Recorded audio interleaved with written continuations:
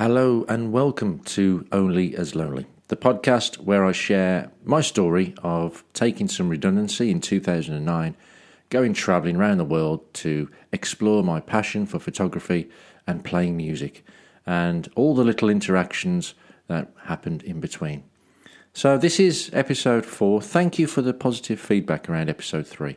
Really helps to know that people are enjoying that, especially as I wasn't sure how it was going to be received because it was a bit of a heavy one at times. Obviously, being at Ground Zero on September the 11th, that's going to be very emotional, and also the Bodies exhibition. But let's be honest, there was some funny bits in there as well. The Rock and Roll Hall of Fame, the what the fuck guy, and the lesbian jazz bar. So, yeah. So we're in episode 4 now. So this is I'm still in New York, and I've gone to bed the night before. I've seen this horrific red Mac hanging up. Check the name tag because there's a name tag on it, and I'm thinking, yeah, this is a German fella. I hope you enjoy this episode as much as I've enjoyed writing it and reliving it. So without further ado, let's just jump straight in, shall we? This is day 4 of Only as Lonely. Thank you.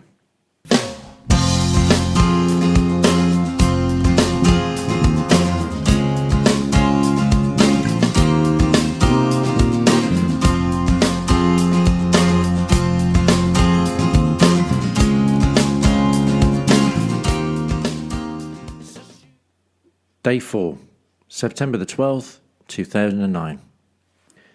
I felt a right idiot this morning. Being an English ignoramus, I presumed that my roomie was German. Jonas was actually from Switzerland and a really cool guy. Despite the disgusting red Mac. I hadn't heard him come in last night thanks to the earplugs, which is good if you want to sleep, bad if you're getting robbed or slaughtered in your bed. Fortunately, Jonas was a good human being and not an axe murderer. Easy presumption to make, given the conversation with the New York police yesterday. Get shot in the face! So I decided at that point that I'd be less hasty to jump to conclusions about people as if I was some sort of well-travelled expert. I hadn't got a clue, let's be honest. I went down for breakfast. There were groups of youngsters eating, and it was clear that these were all travelling compadres.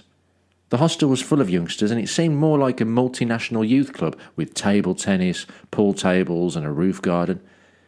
It dawned on me that it would be very tough to make friends with these people. This is because they're very insular in their groups and not as friendly as I thought they would be. Don't get me wrong, they weren't rude in any way, but just doing their own thing and not really taking any notice of anyone else. I felt it would be difficult to get chatting to anyone. Also, I felt a lot older than these other travellers. I was 28, so much more mature, sophisticated, and suave, in comparison. Basically, I was like Daniel Craig here, okay? A little bit older, ruggedly good looks, tight blue trunks. I say I was Daniel Craig. Despite the fact that I'd got, a shaved head and I was trying to grow a handlebar moustache at the time. Shaved head, not because I was a member of the English Defence League, but because in my late 20s I had started to embrace the fact that I was going bald. I was on a trajectory to baldness, and I wasn't shying away from that. I had been to hairdressers. I had been let down by hairdressers previously, where you go into this fancy hairdresser that's always busy because you like the guy's hair who cuts your hair, you like his hair, but I don't have any chance of having his hair because he has hair. I don't have much hair. And I'd sit down in that seat and say, do you know what? I think it's going. Look how it's receding. I think is it time to shave it all off? No, mate, no. What we'll do, we'll brush it this way and then we'll brush it that way and we'll put some product in it. It's always product, isn't it? They call it product. Is it gel? Is it mousse? Is it wax? It's product. What's the product of the month? Oh, it's this wax that's made from the tears of orphans. Oh, right, how much is that? It's 40 quid a pop, mate. Wow, brilliant.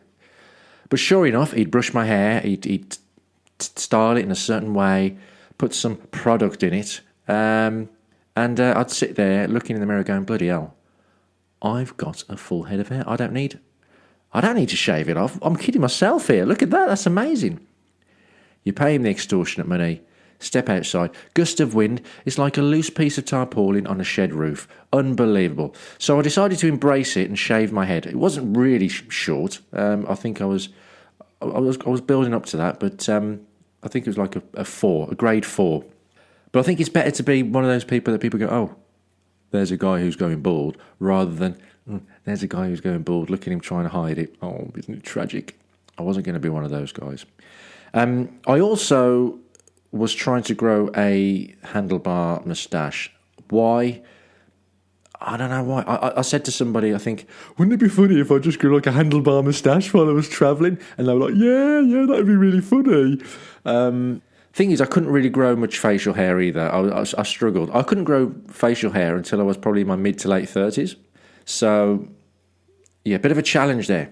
So you probably won't see it in photos, but it's there. It's there in spirit.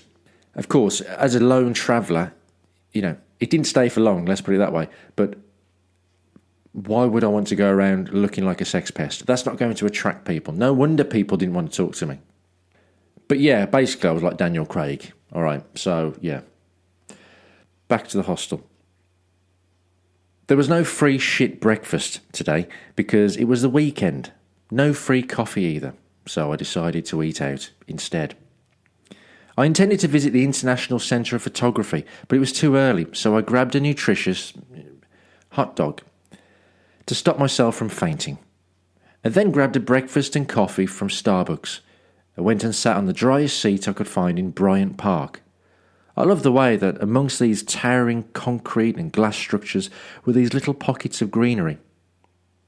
There'd been some sort of event on over the previous day or two, or there was about to be an event, because they were either building a marquee or they were taking it down. I couldn't really tell. I sat there people watching, and then took a stroll down to Grand Central Station. What a grand building it is inside, which is good to know, especially given the name. I wouldn't have to write into Trading Standards this time. Very regal in design, and I couldn't help but think of that iconic black and white image of the station with the rays of light cascading through the windows. But I wasn't there at the right time of day to see that. I did take my tripod though, and took some long exposure shots from a particularly popular spot on some steps. I was facing the large windows, and the whole station had a kind of golden hue to it. Below me were crowds of people coming and going, every single one of them on their own unique journey, maybe with their own story to tell. I was joined by other visitors at the same spot to capture the spectacle, joining me on the steps and sometimes getting in the way. I was asked a few times if I could take a picture of them, with their cameras, obviously. I was happy to help. I wasn't sure if I'd have anything good from the shots I'd taken. I played about with shooting in different exposures, different white balance, and changing between file formats, wanting to exploit the RAW format and see what I can do at the editing stage. But despite this, I didn't get anything amazing. Just so you know, RAW is basically an uncompressed image. When you take a picture and save it as a JPEG, it's a compressed digital image. When you take a shot on a digital SLR in a RAW format, it's uncompressed. So it's massive, but that means that you can do much more editing, like changing the exposure and making lots more editing within Photoshop without losing any quality. So a little bit of photography jargon there for you explained. I stayed there for a while. As I left the station and went for a wander, I could see a large group of people gathered down one street, so I went to see what was going on. I asked a cop. He told me it was the Labour Day Parade. I asked, what's it about? He told me it was the Labour Day Parade. Yes, I know, but what's it for? Labour Day. Yeah, I know that. What's Labour Day? Fucking Labour Day. Right, okay, yeah, I just gave up asking. I have since discovered that it's a day of celebrating the American labour movement and the various advancements and achievements made throughout the years. Lots of different labourers were marching in their groups, some in their uniforms, or some had the same T-shirts on. Others had marching bands, drums, or just bagpipes. There were hundreds of people in total marching and lining either side of the streets. I've also since learned that there wasn't much of a turnout that year probably because of the weather. I followed the march for a bit and popped into a photography shop to buy a lens cloth. I came out with a lens cleaning kit, which turned out to be crap, and an adapter for my lens, which made it super wide. After some bartering, I managed to knock them down to £85. Sounds expensive. It's much cheaper than a super wide-angle lens, believe me. But it was a good purchase. I now had more creative options for my shots. To be honest, I found the march a bit boring. It didn't help that I didn't know what was going on, what it was all about. I could have just asked someone. I mean, they do speak English over there. I don't know why I didn't. So I headed off to the International Centre of Photography. There was an exhibition featuring work by a New York photographer called Richard Avedon, a fashion photographer who'd been shooting since the 60s. I enjoyed viewing his work. Some of the black and white shots were so classy and so strong, and I loved the tones and quality. You really can't help but look deeper at a black and white image. It just grabs you in a way that colour doesn't. It was also interesting to see some of the shots were actually made up of a number of images, and they'd been cut out and spliced together. This required a large amount of skill with a craft knife, and it was a side of photography that I hadn't seen before. But then it never really occurred to me what happened in the days before Photoshop. I took a stroll to Times Square and took some shots with my new wide-angle lens adapter, and from the few tester shots I took, I was very happy with the purchase. I decided to go to the Museum of Modern Art, but on the way I popped into Evergreen Diner. It was like a scene from a movie, as were so many of the places in New York. I was just in one big, huge movie set. But it was a classic American diner with booths and a counter, high stools. I thought it'd be cool to sit at the counter and eat. It's funny, isn't it, how little things in films and TV shows, they're seemingly normal and trivial, but they can be so novel to someone else. I ordered an open chicken Caesar salad sandwich, which was basically 2 slices of bread with filling on top of each and melted cheese on the very top. There was also a gherkin on the side of the plate, which was a nice bonus. I love a gherkin. I do appreciate a good gherkin. I enjoyed the grub and the free refill coffee. I looked up at the photographs of various celebrities who'd signed a black and white photo from the diner, leaving a message saying how much they liked it there. I hadn't a clue who these people were, but I got the impression that a number of them were news reporters, sports presenters, or weathermen. If I had a cafe in Birmingham, I don't think it would have the same sentiment if I had a signed photo of Trevor McDonald and Myra Stewart up on the wall. The staff were all Hispanic, apart from one guy who had a presence about him. He was obviously the owner. Mid-40s, short-sleeve shirt and trousers, high waistband, and slicked back hair. I could overhear him talking to a member of his staff, telling him a joke. I heard him saying the punchline. Yeah, so he said, go fuck your mother. He was barely laughing at his own joke. The Hispanic guy I was talking to didn't quite appreciate it, didn't really break into any expression, just a blank look. Maybe he couldn't even speak English. Said, I don't know what you're saying to me right now. But there was nothing from him. And I heard one of the funniest things. I almost choked on a gherkin when the boss goes,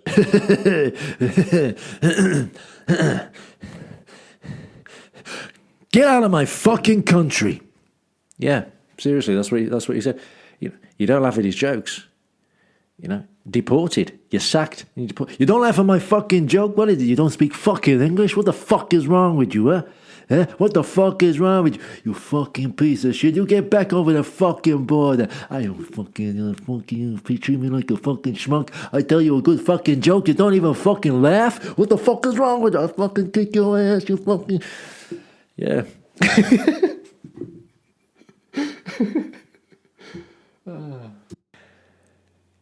The Museum of Modern Art was my next destination, and what an eye-opener. I saw some strange things in there. It helped me come to the conclusion that if you are fortunate to be classed as an artist, you can get away with anything, and people will take it seriously. I really did wonder if they were taking the piss. Because some of these things were just the biggest load of shit I think I've ever seen. And it was exhibited. An example was a framed piece of A4 paper with a straight line through it. That was it. What exactly is the artist trying to say? What was the artist who thought it would be a good idea to place a small piece of wood that looked like an offcut from some woodwork project, put it on a pillow, and stand it on a column? What exactly were they trying to say? I entered a video room to be faced with a large screen which shows some blinds, close-up of some Venetian blinds opening, then closing, then opening, and then closing. Then they opened again, and then they closed. And this continued, on and on, on and on. And yet there were people sat there spending minutes watching this shit. And I'm there thinking, is anything else going to happen here? Is this it? You're watching blinds open and close. And I just laughed. I laughed out loud. And then I walked out to admire several pieces of paper that had been framed after they'd been thrown on the street, thrown on the floor, on the street, and a few people had walked over them. Pick that up, stick it in a frame. Museum of Modern Art. You see, that shit means something. I don't know what it means, but it was of the high standard and high calibre to be featured in the Museum of Modern Art in New York. About 18 months before my trip, Scruff and I lived in an area of Birmingham called Moseley. It was quite a trendy place. I was in a crazy house share, which is a huge inspiration for a lot of material for the sitcom I ended up writing a few years later. And that's a whole entire different story. But one of my housemates, Chris, and I, we used to have a laugh playing different characters. And one of those characters was a character called David de Vanderberg. He was an art critic who would have a TV show called Is This Art? In this show, he'd look at the most random shit and decipher it into a masterpiece. He'd point to a dimmer switch, thinking it was a piece saying, it's making a statement about the capitalist regime, saying, no, I won't be held back. It's saying, I'm angry, I'm sad, I'm apathetic. It says, I'm a monster, where's my jacket? It says, sherry, yes please. It says, wasp infestation. It says, granny's put the electric kettle on the hob again. It says, smelly finger. Well, basically, I think this exhibition at the Museum of Modern Art was curated by David de Vanderberg. Then there was a giant monstrosity that resembled something a 13-year-old would do in the back of a history textbook. It was initially a large picture of a ship, like with the sails and everything, okay?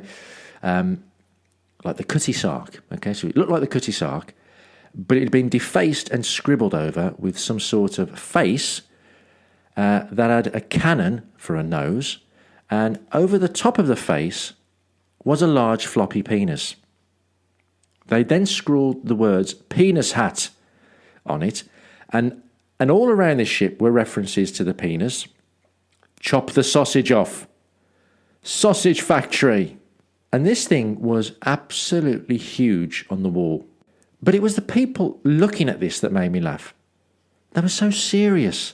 And I'm thinking to myself, are you actually seeing what I'm seeing here? It says penis hat, for shit's sake. It's not that I don't appreciate art, I do. It's just that when it comes across as something where I feel someone has put absolutely no effort into it and puts it under the banner of this is modern art, I find it a bit of a piss take. Sorry, but that's how I feel. But I sat and people watched for a while, and I didn't see anyone who, like me, was wandering around laughing out loudly. I did see a Chinese woman pushing the biggest buggy I think I've ever seen. The kid was probably crashing out, almost spread-eagled in this thing. I mean, she was basically pushing a smart car around. I also saw a fat guy wearing a T-shirt that said, I am passing wind. Nice, I thought. But at least it's a visual warning so that you don't get caught downwind. But it's not what you'd expect the the one who appreciates art, such contemporary modern art, to be wearing. Maybe his T-shirt was art. That T-shirt was art. He was art. He was an art piece. He was living art.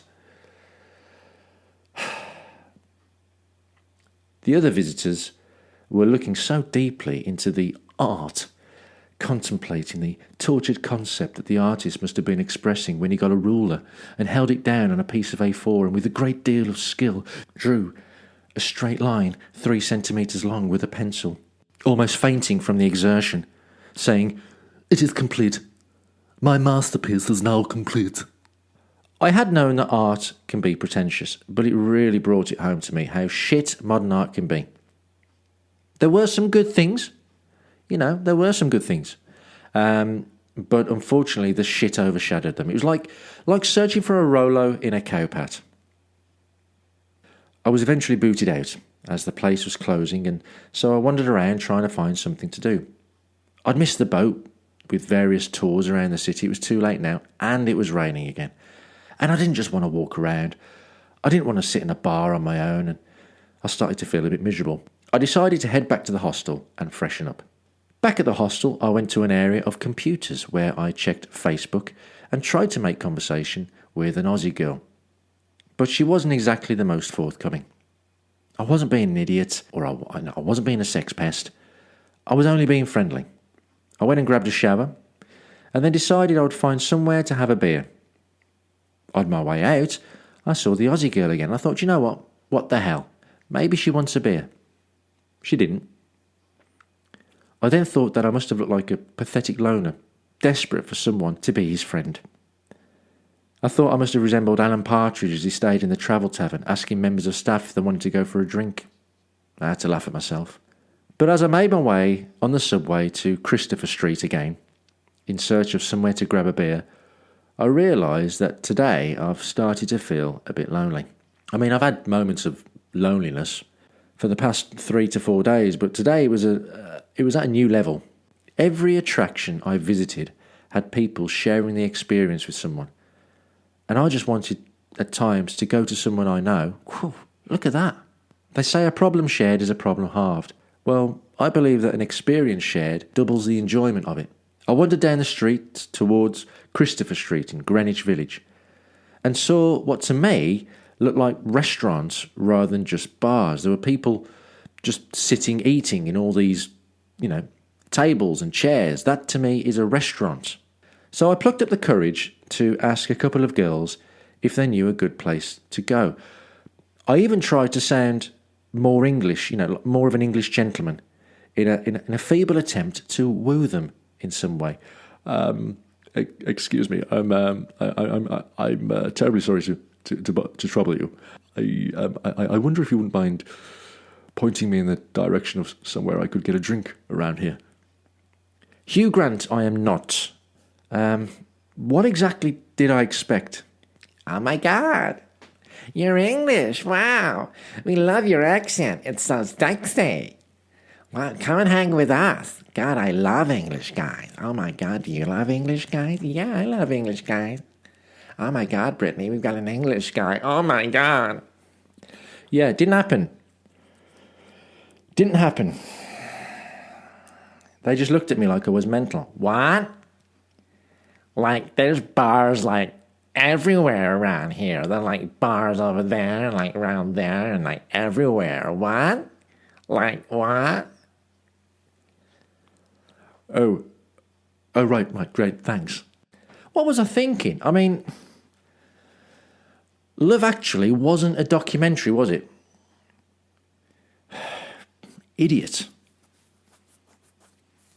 But they all look like restaurants to me, and I didn't want to eat. I wandered around like a lost and confused person in need of a beer to cheer myself up. What do I mean? I was a lost and confused person in need of a beer. After half an hour, I found a bar that was just a bar, just a normal looking bar, and I went in. I sat down at the bar because, as we've established, that's the cool place to be, and waited to be served. And as I waited, I heard a rather loud and camp woo, woo, woo from the other end of the bar.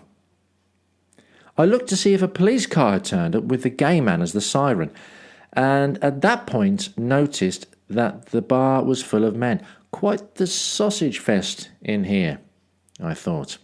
I also noticed the large rainbow flag at the other end of the bar on the wall. How has this happened again? There are loads of bars around here, apparently. I'm in bloody New York. How many bars are there in New York? And yet once again I find the gay bar. What is this ability I have to find the gay bars? Is this some sort of shit superpower I have? Stick me in a city I don't know and I'll find the gay scene. I should have a rainbow cape and be called the Mighty Gaydar. No, the Fierce Gaydar. I made my escape, not because I'm homophobic, but it was more to do with the shaved head, the boyish good looks, and the handlebar moustache I was trying to grow for a laugh. I should have known the bar would have been a gay bar. It was bright yellow, and it was called Duplex. I wandered into a large jazz bar / restaurant called Garage, hoping that I wouldn't be greeted with wall-to-wall greased-up shirtless men in dungarees holding spanners. Fortunately, that wasn't to be the case. There were people sitting at tables eating, a jazz band playing, and all the seats at the bar were taken. I was feeling frustrated as I didn't want to grab a table on my own, and I just walked up and down the bar hoping someone would leave their seat. Hello. Are you going? Are you going? No. Okay. Yep. No. I'll just wait. No. I'll just take a walk up here. Are you going? No. Okay. No. Can't get to the bar. Just wait. It's been about 5 minutes now.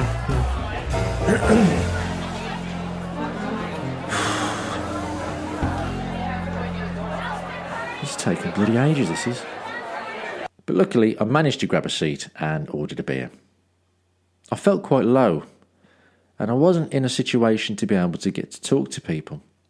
Everyone around me were so involved in their own conversations that I couldn't exactly strike up a friendly banter with anyone. I was in a room full of people, but I felt very alone. I sat there, miserable, watching the band and contemplating how I'd get on during the rest of my trip around the world. What was this, day 4? This was going to be a long journey. I had about 2 months left of wandering around, getting lost, finding gay bars and making an idiot of myself. But I wasn't in a happy place. Would I overcome this feeling? Would I ever become fully comfortable and confident in my own lonely skin? Is it just part of growing as a person? Sometimes to grow, you've got to endure discomfort. Was I experiencing discomfort now in order to grow stronger and become a better person? Would I be different after this experience? Would I bottle it and go home early? Well, whether it was part of the journey or not, right now I was bloody miserable and lonely. I left after just 1 beer and in a sullen mood headed back to the hostel. But on the way to the subway station, I stopped at a pizzeria. This place named its pizzas after various TV characters. I saw The Newman, taken from Seinfeld, which is one of my favourite TV shows, and it was a no-brainer. I remember thinking that I wish my pal Sam was here to enjoy this moment. We're both Seinfeld fans, although he has an ability to remember random scenes and jokes from every episode and recall them at will. I'd have loved to have had a banter with him and share a pizza. I ordered the Newman pizza, and the guy looked at me strangely and asked me to confirm that it was definitely a pizza that I wanted. What was his problem? This is a pizza parlour, right? It's not out of the realms of possibilities that I, Dan, the fierce gaydar, lone traveller of the globe, would need sustenance for his mortal form and therefore order a pizza at a place whose entire business plan was around the creation and sale of the circular dough-based delicacy covered in an array of tantalising taste bud toppings. I mean, I haven't ordered a shitting chicken shashlik and a garlic naan, have I? Perplexed, I sat down and waited. I then saw people come in and ordering just a slice of this and a slice of that, and I thought, I should have probably done that really. But I didn't realise that you could. We don't have that option back home, but how much better life would be if we did. And when the pizza came, I had no idea how I was going to eat it all. It was huge. The guy handing it over to me, looking smug. Yeah, good luck, pal. That was what he was saying to me. Thanks. Yeah, cheers. So I sat down for this Dan versus food challenge with this huge pizza. Now, it was nice, a bit spicy, but it was huge. And I didn't think the hostel would take too kindly to me rocking up with most of a large pizza under my arm. I mean, they were very particular and strict as it is, telling me when I booked in that under no circumstances was I to change bunks. Don't change bunks! Who knows what carnage could unfold if I turned up with a pizza that I could quite comfortably use to shelter a small family from the rain. So I sat there, and I'm eating it, and a guy comes in and asked me to pass in the menu. I wasn't going to eat all this Newman, so I offered him a few slices. Oh, really? Are you sure? Look at this, I said. I'm not going to be able to eat all this, it's massive. So Richard joined me. He didn't sit. He chose to just stand next to me, helping me to demolish a Newman. I'd gotten reinforcements.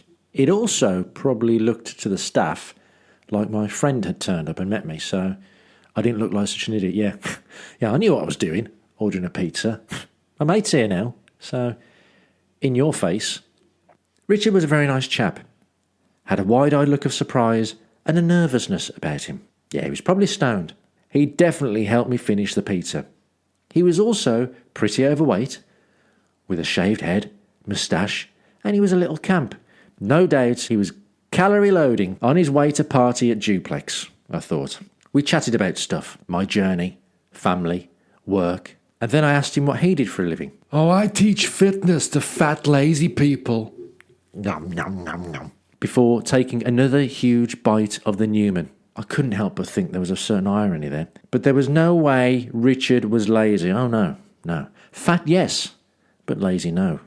I mean, he was getting a right sweat on shoving those slices of pizza into his gobble. But you know what? I was grateful for the conversation and the company for a short while. And it was pretty funny too. I knew that I'd enjoy recording this in the journal. I got lost again on the way home. But I was used to it by now.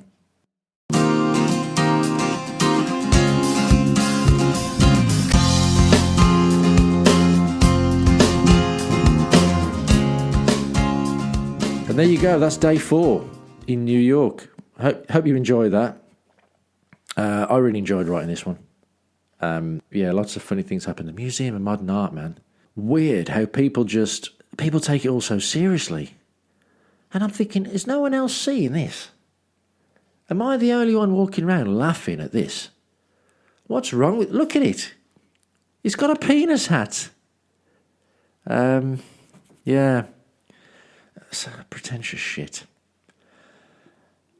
So yeah, discovered a superpower.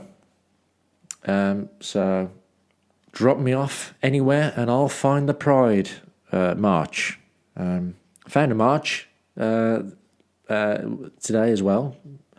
Pretty boring. Didn't know what it was about. Policeman couldn't tell me what it was about anyway. It was just Labour Day. Just Labour Day. Don't you know what Labour Day is? Yeah. You might notice I haven't got an American accent. I live in Dudley, mate. The only march we've seen is a bloody EDL march. Again, started to feel lonely again. And I don't know if it's like 4 days in. I haven't really spoken to a friend. And I know I've said this before, and I may say this several times, but you just take for granted how connected you are to your friends and family. Drop them a text. Say hello. Give them a call. Pop round. Uninvited. Climb in through a back window. No, don't do that. But when you're miles away, and back then as well, my phone wasn't working abroad. My mobile phone wasn't working abroad. We weren't connected as we are now. There wasn't WhatsApp. There wasn't FaceTime. I don't think there was. I don't know. So yeah. Oh, and the Aussie girl. I mean, you kind of get the impression of my success rate with women from this. First one, just being generally friendly. Do you fancy going for a beer? Just fancy a beer. Nothing funny going on. Just, do you fancy a beer and a banter? No, I don't, mate. No, Not with you. Look at you. And then the whole, I'm just a boy standing across from a girl, asking her where I can get a beer. What? Like, oh my God. Can you see there's like loads of like bars around here? Like, oh my God, no, what's wrong with you? You're disgusting. Look at you with your handlebar mustache. Is that a mustache? Oh my God. Oh, funny. So yeah, that concludes the day. I don't think I had anybody in the room. I had the room to myself. I could have swapped bunks if I needed to. I daren't swap bunks. I hope you enjoyed it. Please do share, tell friends about it, pass it on. If you're enjoying it, maybe somebody else you know will enjoy it. And yeah, check out onlyaslonely.wordpress.com to see photos, videos, maybe even hear music at some point about, link to this story as I release each episode. I'll be sharing photos from the day there, so you can help bring it to life. And once again, thank you for listening. Thank you for your support. And I'll see you next time for day 5 in New York. Like, oh my God. Look at that art. Oh, wow. Look at that. Well, is that like a line? Is that like a line on a piece of paper? Oh my God, it is. It's fascinating. I love it. Oh my God. Isn't art great? Isn't it the best? Yeah. It's so great. I love that art. Yeah. Where's the English guy? I don't know. He's disgusting. I know. Oh my God, you must see this video. It's like these blinds, and it's like closing, and then they're like opening, and then they're like closing, and then they're like opening, and then they're like closing again. And it just keeps on going like that, but it's so captivating. It's like amazing. Oh my God. Oh.